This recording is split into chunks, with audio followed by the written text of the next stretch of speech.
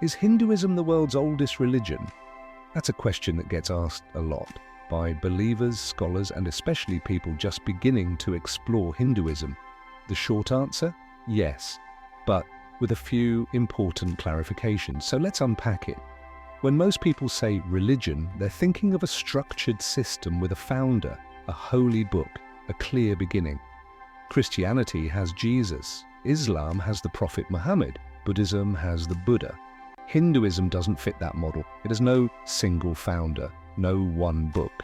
And its origins stretch so far back that it's hard to even place it on a historical timeline. Let's look at the archaeological and textual evidence. The roots of Hinduism trace back over 4,000 years to the Indus Valley Civilization, around 2500 BCE. This ancient civilization, centered in what is now Pakistan and northwest India, had sophisticated urban planning, art, and rituals.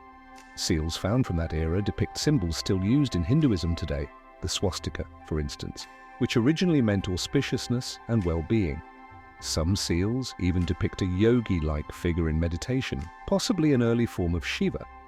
But Hinduism isn't just Indus Valley culture.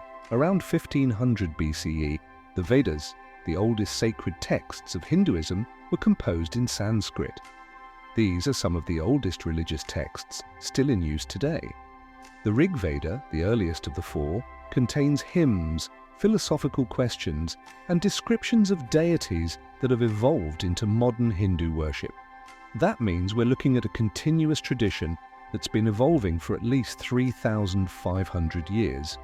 Compare that to other major world religions: Judaism, about 3,000 years old, Buddhism, about 2,500 years old, Christianity, about 2,000 years old, Islam, about 1,400 years old.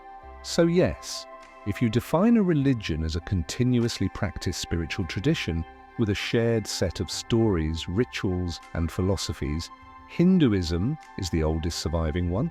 But here's what makes Hinduism unique.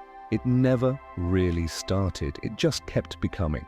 It absorbed, evolved, and redefined itself through thousands of years of philosophy, migration, and local traditions.